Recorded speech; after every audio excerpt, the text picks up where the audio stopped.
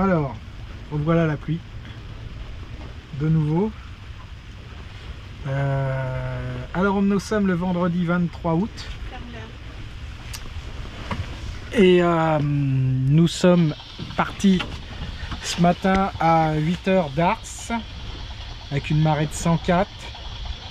Voilà, pour être plus rassuré lors du passage du banc du bûcheron. Et nous avons longé toute la côte nord de l'île de Ré. Et là, je vous le montre pas parce que c'est très brumeux, mais nous arrivons au pont. Donc sous les grains, et ben, la visibilité diminue. Mais sinon, ça va. Là, il y a de la brume, mais ça va. On arrive à voir une dizaine de ouais, c'est à 7-8 000, sans trop de problèmes. Donc là, on va passer sous le pont. Malheureusement, on va se retrouver vent debout, ou presque. Donc on marche à la voile depuis le départ, mais vraiment depuis le départ, puisque j'ai mis le génois. Alors uniquement le génois, comme avant-hier. Et ça marche, voilà, ça marchote. 4 nœuds, 4 nœuds 5. On est même arrivé à 5 nœuds à un moment. Donc dans les bourrasques. Finalement, j'avais un riz, j'avais quelques tours dans le génois au niveau du premier point. Du premier repère. Je regarde parce que elle est mouillée. Elle est très mouillée. Alors moi je suis équipé, hein, on le voit. Je peux mettre ça et je suis vraiment bien protégé de la pluie. C'est pas le cas d'Alexia. Ouais, et puis le pantalon, mais je vais reprendre le temps qu'il pleuve, une fois que j'ai fini. Donc voilà, nous nous dirigeons vers l'île d'Oléron, vers le Douai, et puis on va bien voir si comment sont les conditions dans le Pertuis d'Antioche. Le Pertuis breton, ça allait. C'était même plutôt bien, avec des belles rafales, mais je sais pas comment dire. C'était pas des rafales qui arrivaient d'un coup, donc et puis on les avait au portant surtout, donc au largue, donc c'était plus facile à prendre, l'arc côté, voilà, et l'arc travers pour utiliser les bons termes, et donc c'était plus facile à maîtriser, voilà. Et juste avec le génois, donc que je disais, déroulé complètement alors qu'on était parti avec un tour, quelques tours dedans. Voilà, donc c'est que ça soufflait pas outre mesure. La mer est belle, la mer est assez belle. Il n'y a pas trop de houle, donc on perd pas trop de vitesse dans les vagues. Et puis on y va doucement. On y va doucement. Voilà. Et donc on avisera quand on arrivera au pont pour et vous voyez là-bas dans le fond peut-être un petit rayon de soleil qui éclaire, qui illumine l'eau. Voilà, c'est magnifique. Donc on va aviser dans ce beau temps. Mais bon, c'est pas une navigation déplaisante, hein. Malgré la pluie, c'est pas une navigation déplaisante. Voilà, on s'adapte. Et à plus tard. Voilà, alors là je l'ai déjà pas mal de fois sur d'autres vidéos, mais c'est toujours un drôle d'effet. Donc on passe sous le pont de l'île de Ré. Voilà, c'est juste au-dessus. Donc on est passé par le chenal nord, évidemment.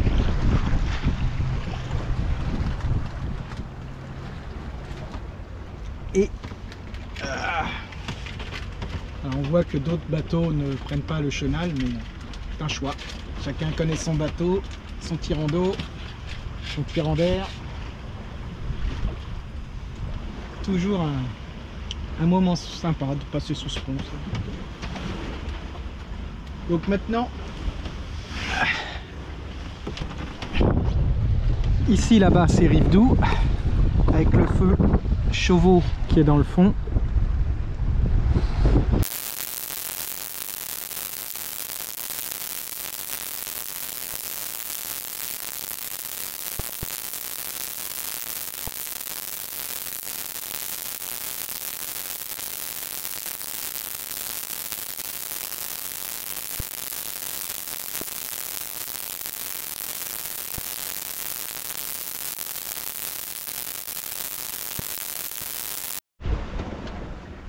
Bon, petit point les amis, voilà dans le fond là-bas, le pont de l'île de Ré que nous avons franchi vers 11 h. Là il est midi 20 à peu près. Là-bas c'est où il y a toutes les petites voiles blanches, si vous arrivez à les deviner, c'est devant le port des Minimes. Et l'île d'Aix c'est là-bas. Donc on veut rentrer au Douai, mais la marée est à 20 h ce soir, donc on va aller se poser à Baby Plage, au nord de l'île d'Aix, où on devrait être protégé de la houle et du vent. Voilà, on n'est pas les seuls à venir se protéger, en tout cas sur la zone d'attente. Je ne sais pas s'ils se protègent ou quoi, mais ils sont bien là les gros bateaux, il y en a plein. Il y en a quelques-uns quand même. Il y a un peu de monde sur l'eau, mais comme vous le voyez, la mer est belle. Pourtant, sur Météo Consult, la météo marine, il prévoyait sur la zone, les Sables d'Olonne Oléron jusqu'à 1,80 m, 1,90 m de houle. Mais ici, je pense que dans les pertuis, aussi bien breton qu'on a fait ce matin que d'Antioche cet après-midi, on est protégé par les îles, hein, évidemment. Donc on n'a pratiquement pas de houle, c'est super pour naviguer. Ça tapotait un petit peu, là il y avait un petit peu de clapot là-bas, dans la passe de Loubi. Entre Rivedoux au sud de l'île de Ré et le port de la Palisse, ça clapotait un peu, mais sinon on est bien. Les deux voiles sont à poste. On a quand même un riz dans la GV parce qu'il y a quand même quelques rafales par moment, donc on sécurise le bateau. Le génois mériterait, je vois que les penons pendent un peu. C'est vrai que je revois un peu le réglage. Ouais, il faudrait peut-être que je choque un peu, je sais pas. Il fait très beau cet après-midi, alors qu'on a eu de la pluie toute la matinée, ou presque. Mais depuis midi, comme c'était prévu, cette fois-ci, c'est bien dégagé. Donc, voilà, la barreuse en chef. Puisque le pilote automatique, il est beau, mais il fonctionne pas. Il faut que je règle la déviation, enfin je sais pas, il y a un truc de magnétisation du compas à faire et il veut pas. Ça se fait automatiquement. Voilà, ça se fait automatiquement, mais il veut pas. Je pense que le compas est simplement pas au bon endroit, le EV1. Donc je vais modifier le EV1. J'ai tout ce qu'il faut pour le faire. J'ai le câble à rallonge, la prise en T pour le backbone et puis pour brancher le V1. J'ai tout ce qu'il faut, mais il faut le faire.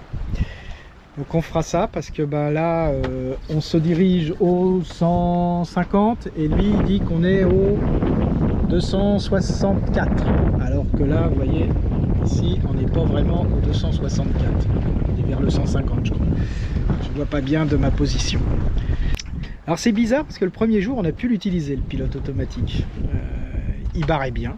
Et je sais pas là, il va falloir que je refasse l'étalonnage et puis je vais tout refaire et puis je vais changer le V1 de place, quelque chose qui le perturbe à mon avis. Mais c'est normal, en fait le V1 il est juste en dessous là, en dessous la console, il y a les chaînes, il y a les fils électriques qui passent pas très loin, alors enfin il est plus par là-bas au fond de la cabine arrière et c'est finalement peut-être pas une bonne idée. Mais je m'en doutais, enfin je m'en doutais.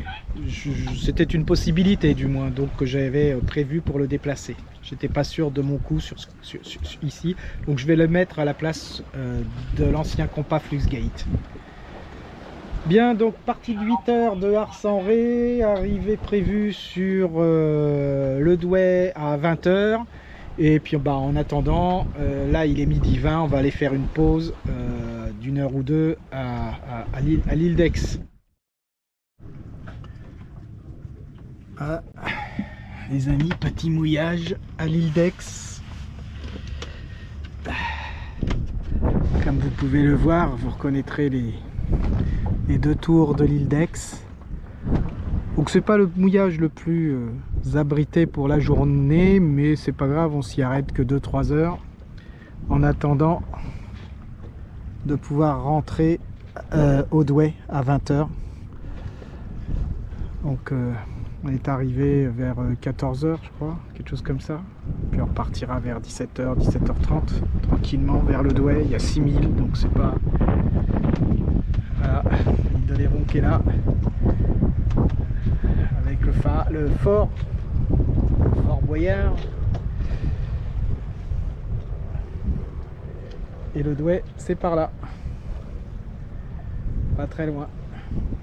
Voilà, Fort Boyard qui est survolé par un hélico. Ça va être au moins 3 ou 4 fois qu'on le voit passer.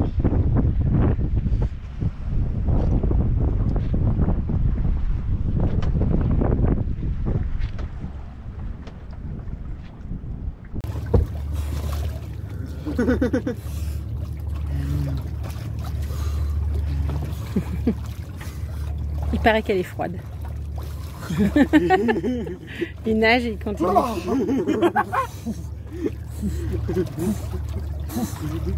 Il a fait en hypothermie.